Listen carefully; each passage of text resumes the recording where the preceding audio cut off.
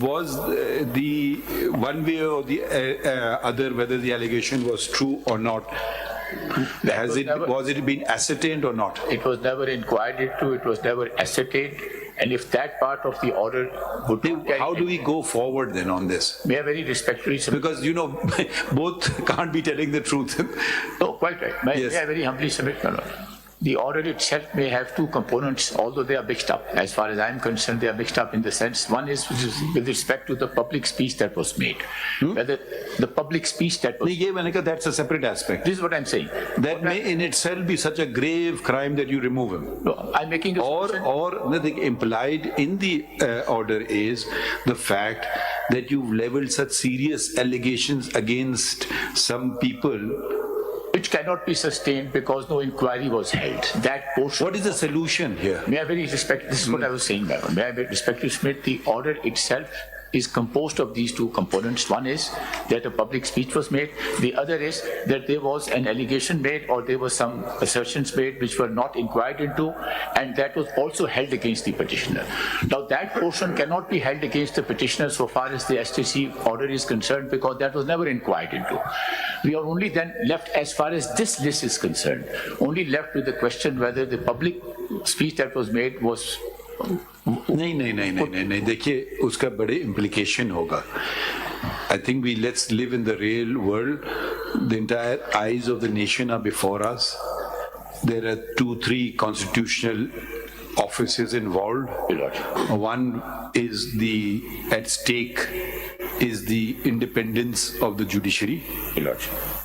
If I'm sure you will also agree that no judge should be removed without cause. I'm sure you will say that. Yes, quite right. That's true. That's one aspect. The other aspect is there's another constitutional body involved called the Supreme Judicial Council. Now, the Supreme Court should not interfere in the work of another constitutional body unless there is something so manifestly unconstitutional or unjust. What Mr. Hamid Khan Saab is saying is there was no inquiry held, and you are conceding it, and the Attorney General is also conceding it. Needless to say, if the statement made was false, he also concedes that the judge should have been removed. Now, the third issue is the Supreme Court itself. We are hearing this case. Now the question arises, what sort of order we can pass in such circumstances? And I think there's an interconnected, where is the Attorney General? Attorney General, where is he? मैं office से check करवा लेता हूँ office में.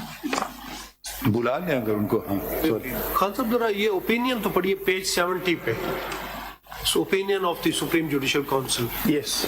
Page 70 पे. 70 पे. Yes. Conclusion, sir. This council is unanimously of the opinion, kindly see here, that in the matter of making his speech before the District Bar Association Rawalpindi on 21/7/2018, Mr. Justice Shaukat Aziz Siddiqui, Judge Islamabad High Court Islamabad, had displayed conduct unbecoming of a judge of a High Court and was thus guilty of misconduct, and he is therefore liable to be removed from the office under Article 2096 of the Constitution of the Islamic Republic of Pakistan. 2096, which says you inquire into the matter, which was never done.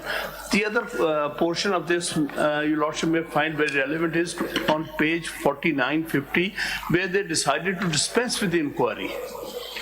इसमें सवाल इसमें ये पैदा होता है, ये सवाल है कि सपोज एलिगेशन दुरुस्त है, सपोज क्या ये जिस तरीके से एलिगेशन बयान की गई है, जिस तरीके से क्या ये एक जज के लिए मुनासिब था? ये तो ओपिनियन उनकी ये थी कि चूंकि ये कर नहीं सकते थे. सर इसमें हुआ ये, there was only one hearing in camera done, nothing else was never. ये तो डिनाइल नहीं आपकी तरफ से कि तकरीर हुई थी. जी तकरीर हुई थी, ये डिनाइल तो नहीं है. नहीं वो ये तकरीर का डिनाइल नहीं सर, तकरीर का डिनाइल नहीं. But देखिए, there are two kinds of speeches, ना? I mean, is a judge not allowed to make a speech? Yes. I think we should not forget the facts. The fact is not making of the speech. If it's making of the speech, then probably half the superior judiciary will have to go home, because how many judges have made to the Bar Council's speeches? I mean, these are not too. So That speech was made before a bar No. association. So it's not a question of mere making of a speech. It's the content of the speech. I think both go together. Now it depends what I say. If I say there should be, I go and tomorrow I make speeches, independence of the judiciary, this, that, the other, fine. I may even canvass a view which is different. But if I make allegation against someone, so I think you can't disconnect the two things. It's the nature of the allegation. Because I would say if otherwise, then we will have to read that Article 19 is not available to judges. Yeah, that's what they. I mean, okay, you may not agree with the judge's point of view, fine. I mean, but you remove him on that ground. The code of conduct doesn't say you can't make a speech. So on it, I don't think there's anything wrong per se in making a speech. Now, if you make some speech and you attack, launch a vicious attack or loaded attack or whatever you want to call it, that we cannot disconnect with it. We have to read it, see it together. I mean, I can't just say, oh, making of a speech. I mean, making of a speech is your right.